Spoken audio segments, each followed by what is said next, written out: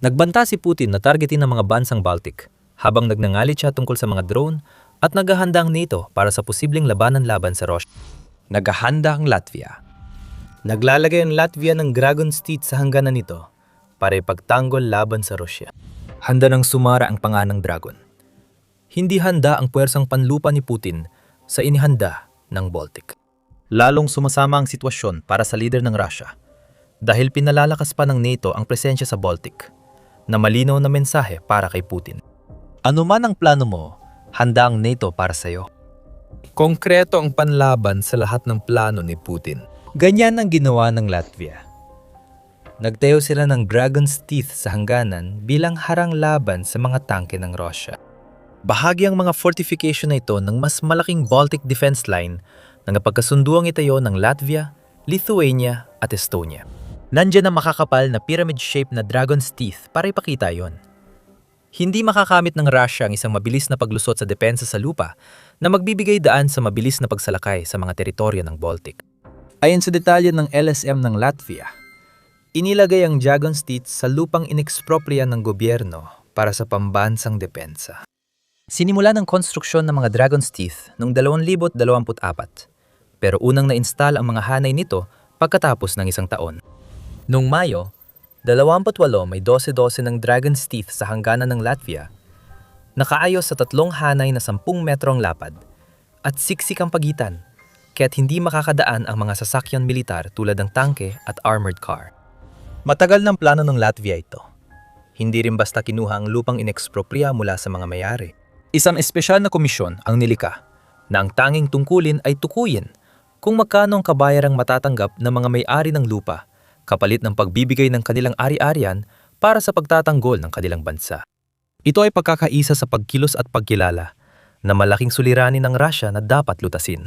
Gaya ng sinabi ni Ante Anselu, pinuno ng Narva Border Center, lubos na kinakailangan ang mga bagong depensa.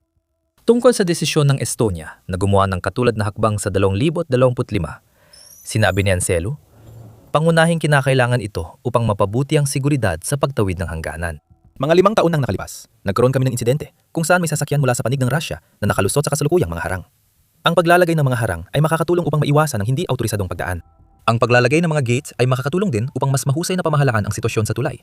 Halimbawa, kung sakaling magkaroon ng dagsa ng mga migrante. Lahat ng ito ay maraming gamit na depensa. Bukod dito, hindi lang Latvia ang bansang Baltic na naglalagay ng konkretong harang sa hangganan. Ang bagong Dragon's Teeth ng Latvia ay dagdag sa mga naitayo na ng Estonia at Lithuania. Ginawa ni Ansalo ang komento noong Agosto. 2025 habang may kampanya ang Estonia para matayo ng gate at harang sa Narva Bridge na nag-uugnay sa Estonia at Russia. Ang tulay na yon ang pangunahing ruta ng ground forces ni Putin papasok sa Estonia sa pagtawid ng Ilog Narva. Tinitiyak ng depensa na makokontrol ng Estonia ang trapiko papasok sa bansa.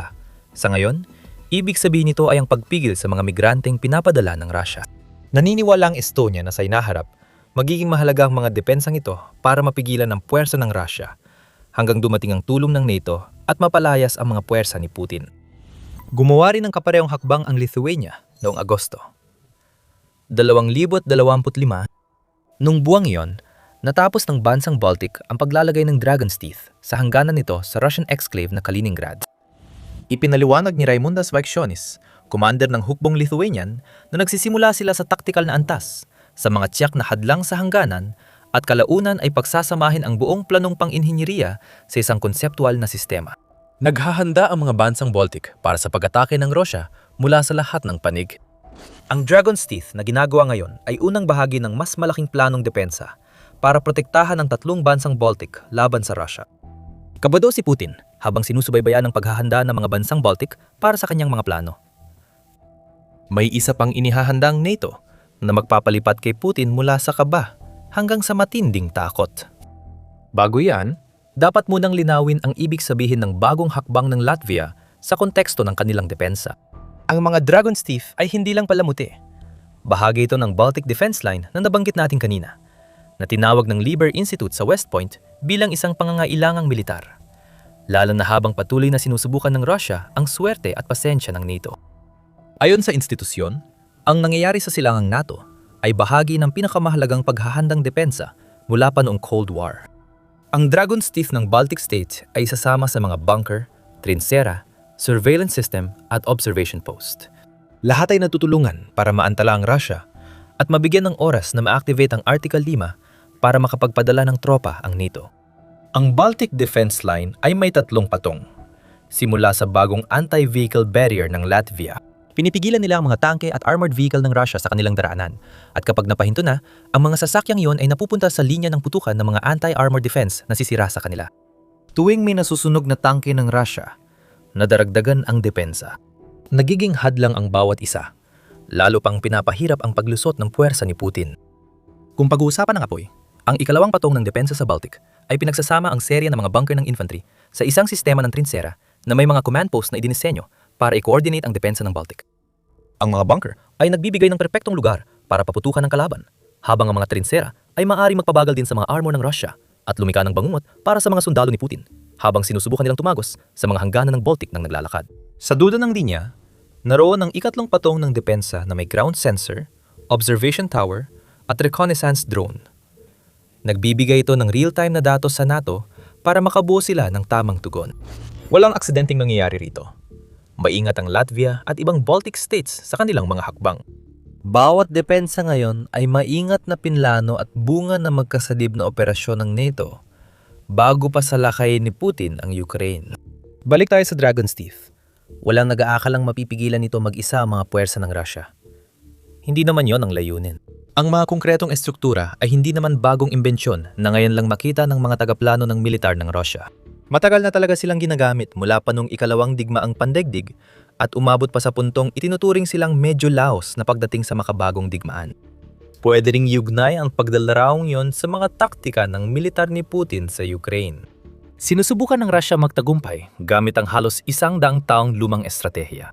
Malaki pa rin ang papel ng mga tangke sa paraan ng pakikipaglaban ng Russia, pati na rin ang pagpapadala ng mga sundalong parang pambala na naglalakad para sumalo ng bala at pahinain ang kalaban. Kung gagamit ng lumang taktika ang Russia, magtatayo ang Latvia at Baltic states ng depensang bagay sa ganitong paraan. Kailangang mapigilan ng mga tangke. Dragon's Teeth ang isa sa pinakamabisang paraan para mapalayo ang mga lumang bakal na halimaw ng Russia. Kapag sinamahan ng maingat na inilagay ng mga minahan na bahagi ng Lithuanian aspeto ng Baltic Defense Line ayon sa pambansang interes, malamang nagagamitin din ito sa iba pang hangganan ng Baltic. Ang Dragon's Teeth ay mahalagang depensibong gamit laban sa militar ng Russia sa ika-21 siglo. Ngunit tila, hindi ito nagbago mula ikalawang digmaang pandaigdig. Gayunpaman, may mabigat na realidad na dapat harapin ni Putin. Ang Dragon's Teeth at mga border fortifications sa mga hangganan ng Baltic ay hindi lang ang mga bagay na mag-aabang sa mga puwersa ng Russia kung sakaling umatake sila. Mas mapanganib ang plano ng NATO, kaya mapipilit ang pag-isipang muli ni Putin ang estratehiya niya sa Baltic. Ang bagong tugon na yun ay isang game changer sa Eastern Line. Pero bago natin talakayin yan, kung ganitong klaseng impormasyon na gusto mong makita, siguraduhin mong nakasubscribe ka sa The Military Show. Lingguhan naming binibigay ang paliwanag na ito. Pinalayan na ang dragon. Ngunit habang kinakagat ng dragon ang baluti ni Putin, mas marami pang dapat ipag-alala ang Russia kaysa sa linya ng depensa sa Baltic. Dumarating na ang tropa ng NATO sa mga bansang Baltic na malamang pinakamalaking palatandaan ng paghahanda nila sa digmaan kontra Russia. Noong Mayo, iniulat ng Reuters na palalakasin ng NATO ang eastern flank sa pagdagdag ng Army Corps sa Baltic region. Hindi ito ordinaryong corps. Ito ang German Netherlands Corps na dating nasa kanlurang Münster, Germany at ngayon pupunta sa Estonia at Latvia bilang bagong bahagi ng depensa ng NATO laban kay Putin. Ang German Netherlands Corps ay matinding tugon militar sa mga plano ni Putin. May 1,100 tauhan sa corps na hindi gaanong marami kumpara sa estratehiya ng Russia na maraming sundalong ginagamit bilang pambala sa kanyon. Gayunpaman, mas mahalaga ang papel ng corps sa pag-oorganisa ng tropa laban sa banta kaysa sa dami ng tao nito. Sa panahon ng emerhensya, tulad ng pagtatangkang tumawid ng mga puwersa ng Russia papunta sa mga estado ng Baltic, ang German Netherlands Corps ay maaaring magkaroon ng hanggang 100,000 sundalo sa ilalim ng kanilang utos. Malaki ang puwersang ipinadala ng NATO dito. Nagpadala ito ng isang Army Corps na kayang magkoordina ng uri ng tugon na kayang palisin ang mga utus-utusan ni Putin. Naghahanda ang NATO na baguhin ang paraan ng pag-oorganisa nito sa eastern flank. Sa ngayon, Ang mga puwersa ng NATO na nakatalaga sa mga bansang Baltic at Hilagang Poland ay nasa ilalim ng pamumuno ng Multinational Corps Northeast na nakabase sa Szczecin, Poland. Hindi mawawala ang corp na iyon. Matagal na itong umiiral sa Poland mula nang sumali ang bansa sa NATO at bahagi ito ng command structure ng NATO para sa Baltic region, ayon sa Estonian World. Ang German-Netherlands Corps ay idadagdag sa umiiral na command structure ng NATO, hindi papalitan ito. Malinaw ang mga benepisyo. Ang mga responsibilidad sa pag-organisa ng tugon laban sa mga puwersa ng Russia ay maaari nang hatiin sa pagitan ng dalawang corps. Kaya mas mabilis na makakatugon ng NATO nang sama-sama sa anumang krisis sa rehiyon ng Baltic kaysa dati. Lakas at bilis, ayon sa paglalarawan ng isang hindi pinangalanang opisyal ng militar. At yan mismo ang kailangan ng mga estado ng Baltic kung sakaling salakay ng mga puwersa ng Russia. Lahat ng ito ay bahagi ng kabuuang estratehiya na nilikha ng NATO para sa silangang panig. Inantala ng Baltic Defense Line ang mga puwersa ni Putin. Pinagsasama ng Multinational Corps Northeast at German-Netherlands Corps ang lakas para ayusin ang tugon sa lupa. Mayaman din sa karanasan ang German-Netherlands Corps at naging isa sa pinakaaktibong sangay ng NATO sa buong dekada 2000.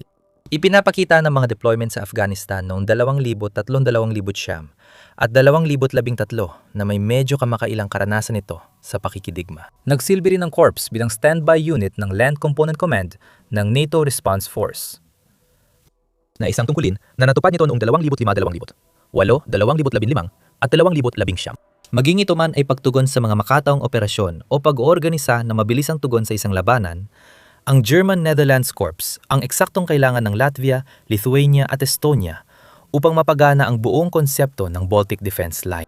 Ang Corps ay taliwas sa nais ni Putin para sa Baltic region. Nalaman ng leader ng Russia na kung magbabanta ka, may kapalit na tugon. May malaking dahilan kung bakit naghahanda ng kumagat ang Dragon at nagpapadala ang NATO ng isa pang Army Corps sa silangang panig. Ang patuloy at agarang banta ng Russia sa mga bansang Baltic. Hindi aksidente ang tiyempo ng mga hakbang ng mga bansang Baltic at ng NATO, lalo na sa Latvia. Noong Mayo 19, iniulat ng Moscow Times na sinabi ng serbisyo ng panlabas na intelihensya ng Russia, naghahanda ang Latvia na payagan ng Ukraine na magsimulang maglunsad ng mga drone mula sa 5 base militar papasok ng Russia. Ang mga base na inaangkin ng Russia ay Adazi, Sileha, Lilvada, Daugavpils at Chakopils. Hindi natutuwa ang Russia sa kanilang natuklasan. Sinasabi ng Latvia na kasinungalingan lang ang lahat ng ito. Pero iginit ng Russia na natukoy nila ang mga lokasyon ng mga pinagmumulan ng paglulunsad ng drone sa Latvia mula sa mga koordinado ng mga debris ng drone at nagsimula na itong magbanta ng pagganti laban sa anumang bansa na sinasabi nilang tumutulong sa Ukraine na magpadala ng mga drone papasok sa teritoryo ng Russia. Sabi ni Sergei Shoigu, kalihim ng Russian Security Council, na iparating na raw ang espesyal na babala sa mga bansang Baltic. Gaya ng dati, may pagkukunyari sa mga sinasabi ng Russia. Noong unang bahagi ng Mayo, 2 drone ang bumagsak sa oil depot sa Latvia, dahilan ng pagbibitiw ng buong gabinete, kabilang sina punong ministro Evika Salina at kalihim ng depensa Andris Spruts, dulot ng alitan sa pagsisihan. Ipinahayag ng Russia na ang mga drone ay mula sa Ukraine, pero siguradong tuwang-tuwa si Putin nang makita ang matinding alitan. Ang punto rito ay mataas ang tensyon sa pagitan ng Russia at Latvia. Parang pulbura na malapit sumabog ang sitwasyon. Lalong tumitindi ang mga tensyon dahil sa iba pang mga hakbang na ginawa ng Russia na naglalagay sa Latvia at sa iba pang mga bansang Baltic sa agarang panganib. Noong Mayo 25, iniulat ng politiko na tumutulong ang mga bansang Baltic sa Ukraine na gumawa ng bomb shelter laban sa mga drone at misil ng Russia.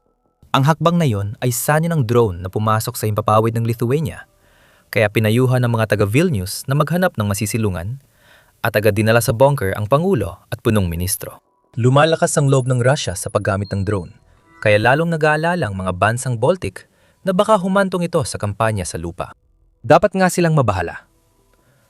Noong Mayo, nilagda ni Putin ang batas na pumapayag sa paggamit ng puwersang militar ng Russia para protektahan ang mga Ruso sa ibang bansa. Ayon sa Kyiv Independent, sa bagong batas, binibigyan ni Putin ng kapangyarihan ng sarili na magsimula ng digmaan para protektahan ang mga mamamayang Ruso laban sa pag-aresto, paglilitis, pagkakakulong o pag-uusig sa ibang bansa. Tawagin na nating totoo ang totoo dito. Sa madaling salita, pinayagan ng Russia ang sarili nitong lusubin ng ibang bansa sa gawa-gawang dahilan. Ayon sa Kyiv Independent, May humigit kumulang 40,000 na mamamayang Ruso sa Latvia at mahigit 80,000 naman sa Estonia. Hindi mo na kailangan maging henyo para maintindihan ang ginagawa ni Putin dito. Sa madaling salita, sinasabi niya sa mga bansang Baltic na anumang parusang ipapataw sa mga mamamayang ito para sa mga krimeng maaring gawin nila ay magiging dahilan para sa isang pananakop. Hindi mahalaga kung makatarungan ng parusa. Naghihintay lang ang Russia ng dahilan at dahil sa bagong batas, pwedeng payagan ni Putin ang digmaan kahit kailan. Malaki ang ginagawa ng NATO sa silangan dahil nagbigay ng senyales ang Russia noong Mayo na lalampas ito sa mga hangganan. Pero para sa mga bansang Baltic, matagal na itong realidad. Alam ng Latvia, Lithuania at Estonia na sila agad ang tatamaan kung palawakin ni Putin ang digmaan sa Ukraine at gawing laban sa NATO. Kapag dumating ang digmaan na yon sa loob ng 10 taon, 5 taon, o kahit sa mga susunod na buwan, kailangan gawin ng mga bansang Baltic ang lahat ng kanilang makakaya upang maprotektahan ang kanilang sarili laban kay Putin. Mas umiting na ang retorika ngayon, pero matagal nang may hybrid na digmaan.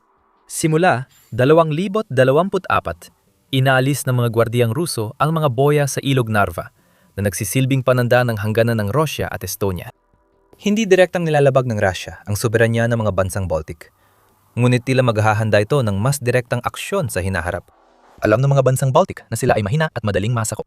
Noong Abril, iniulat ng Defense News na ayon sa pag-aaral ng Baltic Defense Initiative, isang think tank na nakabase sa Lithuania, posibleng masakop ng Russia ang mga bansang Baltic sa loob ng 90 araw. Lalo na kung gagayahin ng Russia ang pambubumbang ginawa ng US sa Iran sa Operation Epic Fury. May ilang kawili-wiling palagay sa madilim at nakakatakot na senaryong yon, tulad ng pag-atras ng France ng kanilang nuclear umbrella mula sa mga bansang Baltic. Ngunit ito ay nakakabahalang pagsusuri at panawagan ng pagising para sa Baltic at NATO. Kailangang may aksyon sa problema kay Putin. Kung magtagumpay ang leader ng Russia sa Ukraine, baka silangang NATO na ang sunod. Kailangang magising ang NATO sa banta na ito at kailangan nilang gawin ito agad. Iyan ang nakikita natin sa Latvia na naglalagay ng Dragon's Teeth at sa desisyon ng NATO na ipadala ang German-Netherlands Corps sa Baltic region. Naglalagay na sila ng depensa. Isa sa pinaka-epektibong unit ng mabilisang tugon na meron ng NATO ay papunta na ngayon sa Baltic. Kung umatake ang Russia, hindi ito magiging madali para kay Putin.